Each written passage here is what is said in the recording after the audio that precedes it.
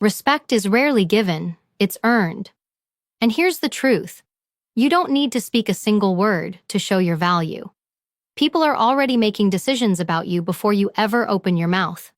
The moment you step into a room, they're reading your body language, your presence, your energy, and whether you like it or not, they're forming a judgment about who you are, what you stand for, and whether or not you deserve their respect. That's because psychology tells us first impressions are lightning fast. In less than 7 seconds, people decide if you're someone they should take seriously, and words barely matter. What carries weight is how you hold yourself, the way you move, the calm in your eyes, the confidence in your posture.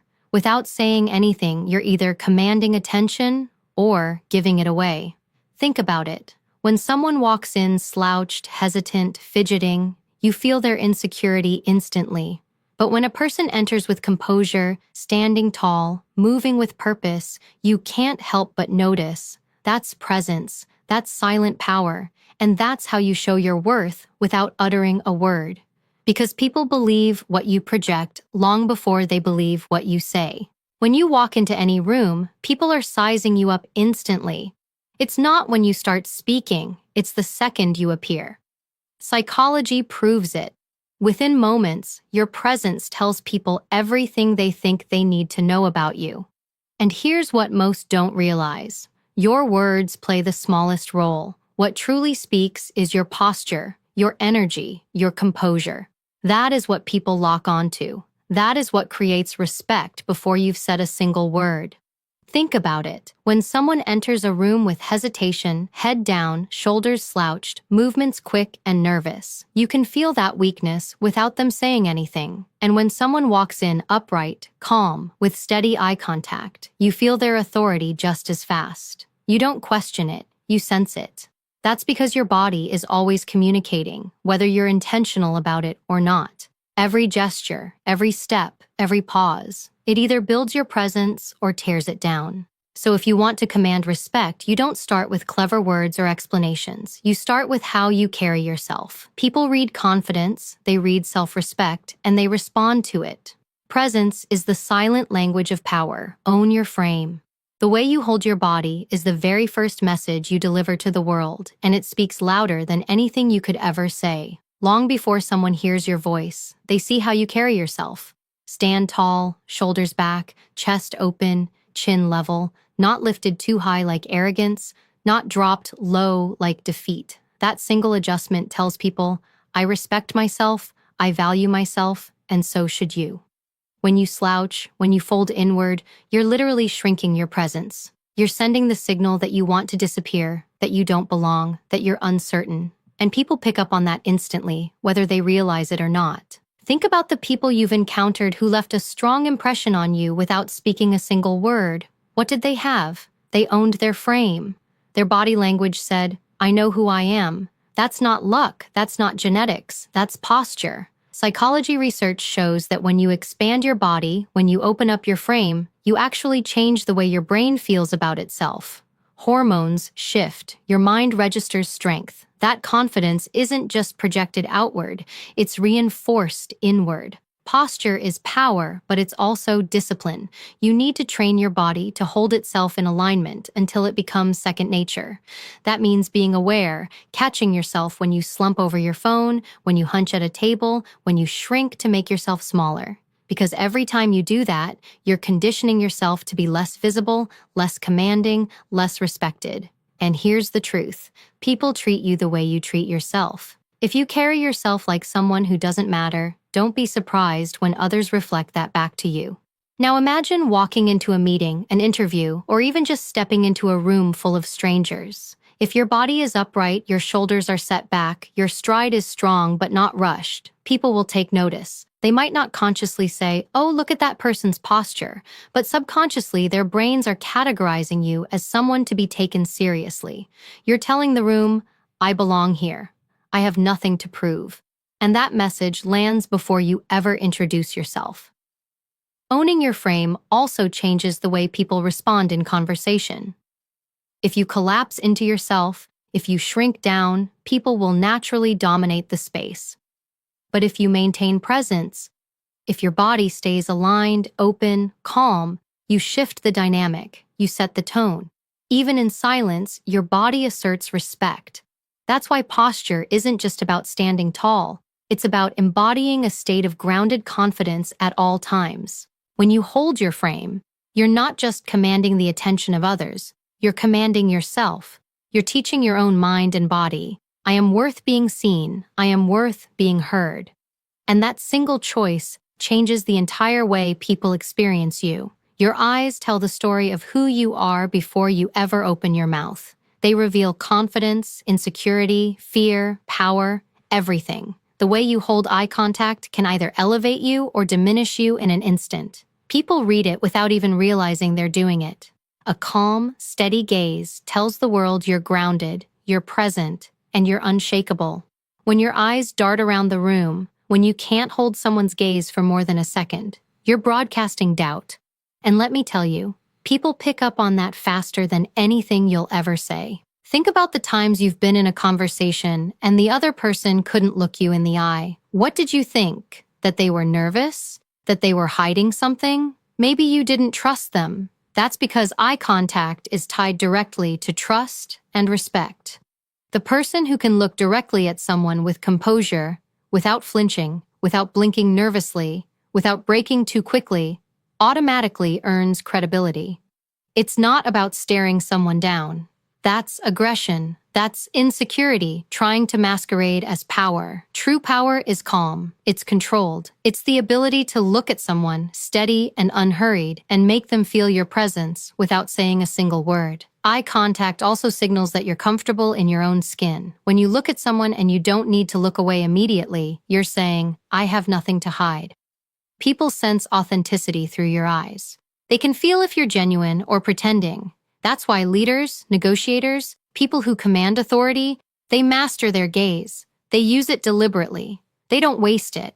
Because when you look directly at someone, you're not just communicating, you're connecting. And when you do it with strength, they remember it. Now here's where psychology comes into play. Human beings are wired to follow the gaze of others. If you look uncertain, shifting your eyes from one spot to another, people unconsciously see you as unsure, not in control. But if your gaze is steady, people will follow it. They will assume you know where you're going, and by extension, they'll trust your direction. That's influence without saying a word. But make no mistake, eye contact is about balance. Too little, and you vanish in the eyes of others. Too much, and you cross into intimidation or arrogance. The sweet spot is steady and calm, just long enough to hold connection, then break naturally. This rhythm shows poise. It shows restraint. It shows you don't need to dominate. You already own yourself, and that is what commands respect. So train yourself to master this. Practice holding someone's gaze when you're speaking and when you're listening. Don't rush, don't force it, just be there. That presence in your eyes is often stronger than anything you could ever say aloud. It is your silent way of telling the world, I am here, I am confident, I am not afraid. Every move you make is sending a signal, and most people don't even realize it. The way you shift in your chair, how quickly you use your hands when you talk, the way your feet tap on the ground, it all communicates something about you. Nervous movements broadcast insecurity. Fidgeting tells people you're unsure, maybe even overwhelmed. Quick, jittery gestures suggest you're trying too hard or you don't trust yourself. And people read that instantly. You don't need to announce that you're uncomfortable. Your body is already doing it for you. But when your movements are slow, controlled, and deliberate, you communicate the opposite. You show the world that you are grounded, centered, and confident in your own skin. Think about someone walking across a stage or into a meeting without rushing, without jerking their head around, without unnecessary motion. Every step is measured, every gesture is purposeful. That kind of composure makes people stop and pay attention. You don't have to say, I'm in control. Your body says it for you. Psychologically, humans are wired to pick up on these cues. We trust people whose body language shows stability. We question those who appear restless. In fact, when your movements slow down, you actually regulate your own nervous system. You calm your breathing, you steady your thoughts, and you project authority both inward and outward. Leaders know this. That's why you rarely see someone in a position of power flailing their arms or tapping their feet anxiously. They conserve energy. They move with purpose. So train yourself to notice the little things. Instead of shifting constantly in your chair, hold still. Instead of waving your hands wildly when you talk, make one or two controlled gestures that reinforce your point. Instead of rushing to pick up your phone, your pen, your glass of water, do it calmly, as if you have all the time in the world. Because when you move slowly and with control, you send the signal that you're not easily rattled, that no matter what's happening around you, you remain steady. Less is more. The less unnecessary movement you make, the more authority you command. People don't respect chaos. They respect composure. And composure is built through the discipline of mastering your movements. Before you ever get the chance to introduce yourself, your appearance has already spoken on your behalf. People see you before they hear you, and whether it's fair or not, they form opinions instantly. The way you dress is a form of silent communication. It tells the world how seriously you take yourself, how much you value the situation you're walking into, and whether or not you demand respect without asking for it. When you show up polished, clean, and intentional in your style, you're telling everyone around you, I care about myself, I care about this moment, and I belong here. That is silent respect, earned without a word. Now let's be clear. This isn't about wearing expensive clothes or chasing labels. It's not about designer brands or flashy outfits. It's about choosing clothing that reflects dignity, care, and confidence. Clothes that fit well, that are neat, that align with the setting you're in. Psychology backs this up. People subconsciously associate sharp appearance with capability and trustworthiness. When you look put together, people assume you are put together. When you appear careless, they question your competence before you've even had a chance to prove it. Think about it. If a leader walked into the room looking sloppy, wrinkled, or unkempt, how much credibility would you naturally give them? Compare that to someone who walks in dressed with intention, not overdressed, not underdressed, but aligned with the role they're about to play. That person is immediately taken seriously. Their appearance sets the tone before they even open their mouth. That is the psychology of first impressions at work. Dressing intentionally is about discipline. It's about telling yourself, I respect who I am, and I'm going to present myself that way. And people mirror it back. If you show up looking like you don't care, why should anyone else care about what you say? But when you show up looking sharp, clean, and ready, you've already won half the battle. You've earned attention. You've earned space. Every time you step into a room, your clothing is your first line of communication. It whispers, or sometimes shouts, how much you value yourself. And if you want people to respect you, start by showing them that you respect you. Because style isn't vanity, it's psychology. It's your silent way of saying, I'm worth paying attention to. The moment you step into a space, the energy you carry announces itself before you do. People feel it, even if they can't explain it. You've experienced it yourself. Someone walks into a room, and without saying a word, everyone notices. Their presence is undeniable, not because they're the loudest or the flashiest, but because of the way they move, the way they own their entry. That's what walking with purpose is. It's the unspoken message that says, I know why I'm here, and I don't need to prove it. When you walk in hesitating, shuffling your feet, looking down or moving too quickly, you signal uncertainty. You look like you're asking for permission to be there. And when you do that, people pick up on it immediately. They may not say anything, but they've already categorized you as less powerful, less confident, less important. But when you walk in, grounded, steady, calm, and deliberate, everything shifts. You don't need to demand attention. It finds you. People turn, people notice, because energy is contagious, and yours is speaking louder than any words ever could. Psychology proves that body movement and pace directly influence perception. Rushed movements read as stress, hesitation signals weakness, but a measured pace conveys strength and composure. Walking with intention says, I'm not here to take up space. I'm here because I belong. That's the difference between someone blending into the background and someone commanding the atmosphere without saying a single word.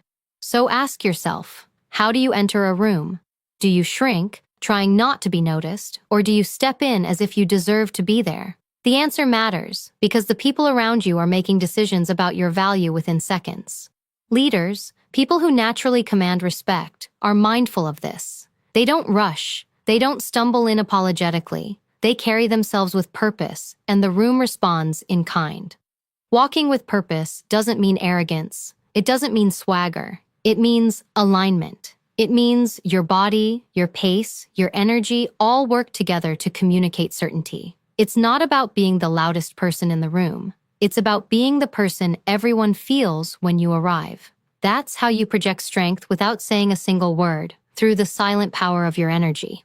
Most people are terrified of silence. They rush to fill it with words, laughter, nervous chatter, anything to escape the discomfort of stillness. But here's the truth. Silence is one of the most powerful tools you can ever learn to master. The person who is comfortable in silence is the person who controls the room. Because silence isn't weakness, it's restraint. And restraint is strength. Think about the last time you were in a conversation where someone paused before they answered. Not because they didn't know what to say, but because they were in no hurry to give it away. That pause made their words heavier when they finally spoke. It made you lean in. It made you listen more closely. That's the psychology of silence at work. When you don't rush to respond, you signal that you're confident, that you're thoughtful, that you value your words enough to place them carefully. And people respect that. On the other hand, when you talk too much, when you fill every space with noise, you dilute your impact. The more words you throw out, the less weight they carry. People stop listening, not because you're wrong, but because you're overwhelming them with noise instead of meaning. Silence forces people to notice. It creates tension, but the right kind of tension, the kind that makes people pay attention. In negotiation, silence is a weapon. When you state your terms and then stop talking, the other side feels the urge to fill the gap. They reveal more than they intended. They give away ground because they can't tolerate the quiet. In leadership, silence is influence. When a leader speaks sparingly and then stops, people wait, they watch, they anticipate what comes next. Their presence is felt more strongly because they're not competing for attention. They already have it. But silence isn't just external, it's internal. When you learn to sit in silence, you train yourself to control impulses. You regulate your emotions. You resist the urge to prove yourself through constant words. You develop patience, and patience is discipline. And discipline is what separates the respected from the overlooked. So the next time you feel the urge to jump in, to explain yourself, to fill the space, don't. Hold back. Breathe. Let the silence sit there. It might feel uncomfortable at first, but that's where your strength grows. Because people will lean into that stillness. They'll feel the weight of your presence in the gap between words. And when you do choose to speak, your voice will cut through like a blade. Silence is not emptiness. Silence is not weakness. Silence is control. It is presence. It is power. And the person who commands silence commands respect. Your face is one of the most powerful tools you have to communicate without words, yet most people underestimate it. Every microexpression, every twitch, every smile or frown sends signals that others pick up on instantly. The problem is that many people let their faces betray their nerves, their frustration, or their uncertainty. A nervous laugh, a forced smile, or a twitching brow can undermine everything else you're projecting. Even if your posture is strong and your movements are controlled, a face that looks anxious or unsettled will undo much of your effort. Calm, composed facial expressions create an aura of authority. When your face remains steady, it signals to everyone around you that you are in control, that you are unshakable, and that no matter what is happening in the room, you are grounded. People respond to that. They instinctively trust someone whose expressions match their composure. It's not about looking emotionless. It's about regulating your emotions so they don't overpower the signals you want to send. A slight, genuine smile at the right moment can convey confidence and warmth, while a neutral, relaxed expression in tense situations communicates power and self-assurance. Psychology shows that humans are highly attuned to facial cues. Our brains read expressions before we even process words. That means if your face broadcasts anxiety, stress, or uncertainty, people will register it and adjust their behavior accordingly, often subconsciously. Conversely, if your face remains calm and poised, you influence the room without saying anything at all. You become the stabilizing presence. Mastering your facial expressions also affects how you feel internally. When you train yourself to remain composed, your nervous system adjusts, stress levels decrease, and your confidence naturally rises. You start to embody the poise you project. Over time, this creates a feedback loop. Calm expressions reinforce inner confidence, and inner confidence reinforces your ability to maintain that calm in any situation. Ultimately, your face is a silent ambassador for your presence. It can convey authority, confidence, and stability, or it can betray hesitation, insecurity, and doubt. Learning to manage your expressions is not about hiding who you are. It's about ensuring that what you communicate aligns with the power and respect you want to command. A calm, controlled face becomes your silent signal of strength, an unspoken message that you are someone worth noticing, someone worth listening to, and someone who is fully in command of themselves and the room. Boundaries are the silent language of respect. You don't always need to speak up to enforce them. Your body, your gestures, and the way you occupy space can set clear, undeniable limits. People constantly test one another, whether consciously or unconsciously. And if you fail to establish your nonverbal lines, they will push past you. A firm stance, a steady gaze, or a subtle step back when someone encroaches on your space communicates far more than words ever could. It tells the room that you are someone who is not to be overlooked, someone who values themselves, and someone who will not tolerate disrespect. Most people underestimate how powerful small, consistent cues can be. Crossing your arms isn't just defensive. It can signal that you won't allow overstepping. Leaning slightly back when someone invades your personal space is a quiet assertion of authority. Even the tilt of your head, the placement of your hands, or the way you shift your weight can send a clear, nonverbal message about what you will accept and what you won't. The world responds to these subtle signals because human beings are wired to recognize them instinctively. When you fail to set these boundaries, people perceive you as flexible, unsure, or even passive. When you enforce them with precision, respect follows automatically. Establishing boundaries non-verbally isn't about being rigid or unapproachable. It's about clarity and consistency. It's about making sure that your presence communicates that your time, space, and dignity are not negotiable. Think about leaders you've encountered who command attention effortlessly. One of the reasons they are respected is that their non-verbal boundaries are unmistakable. You never doubt that they have limits or that they expect others to respect them. That quiet strength is magnetic. It draws people in, while also keeping those who would overstep at a careful distance. When you train yourself to project boundaries consistently, you also reinforce them internally. Every time you maintain your stance, hold your gaze, or subtly shift to assert space, you reinforce your own sense of self-worth. You are telling yourself, as much as you are telling others, that you matter. This internal alignment strengthens your confidence, making your nonverbal communication even more powerful.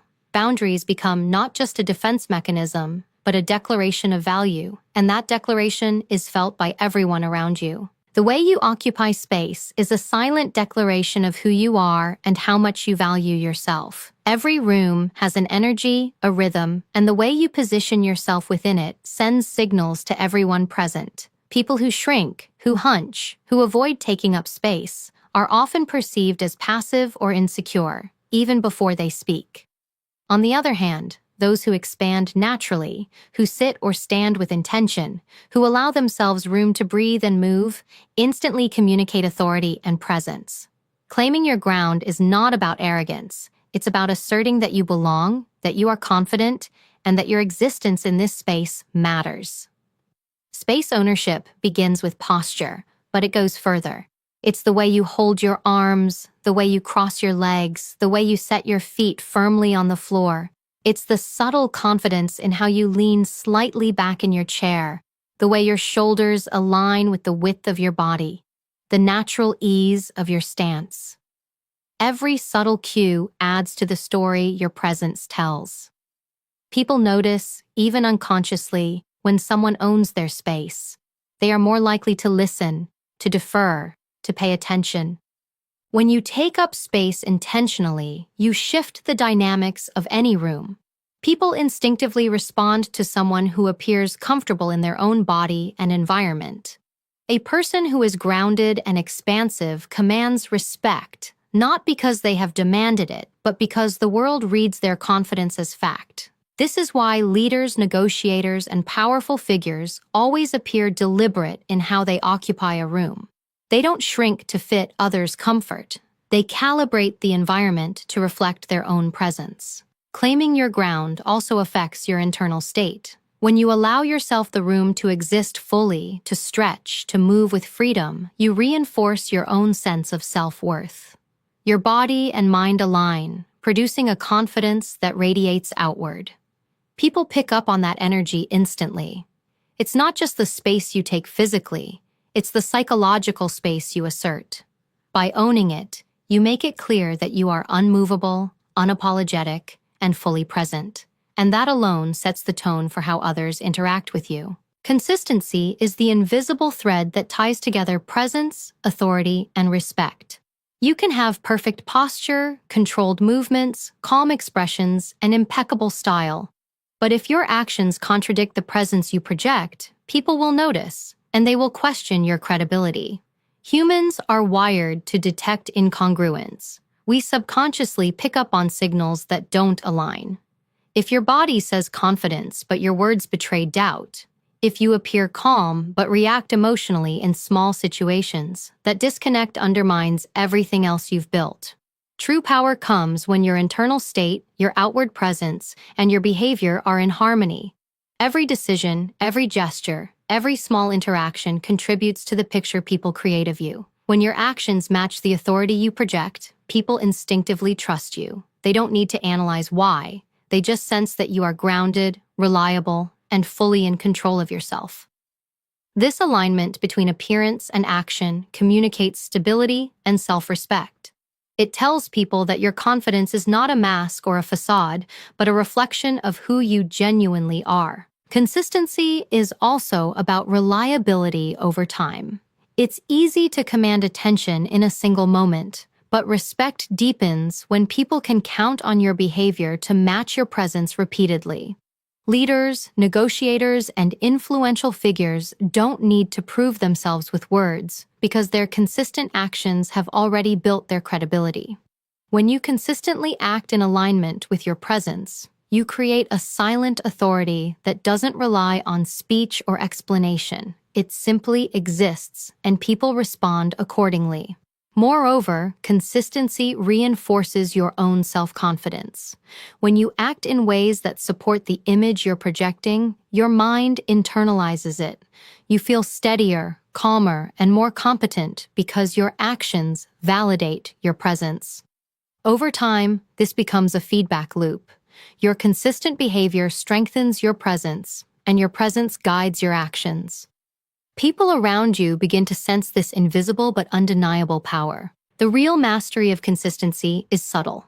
It's not about grand gestures or dramatic displays of authority. It's in the small choices, the way you respond under pressure, the way you maintain your composure when challenged, the way you respect others while holding your own. That is what solidifies presence and ensures that respect is not just given in the moment, but sustained indefinitely. People make judgments about you far faster than you realize, often within seconds of seeing you. The truth is, they're not waiting to hear what you say. They're reading your posture, your movements, your facial expressions, the energy you bring into the room. Every subtle cue communicates value, confidence, and self-respect, whether you intend it or not. Your presence alone can tell people that you are someone worth listening to or someone to overlook. Human brains are wired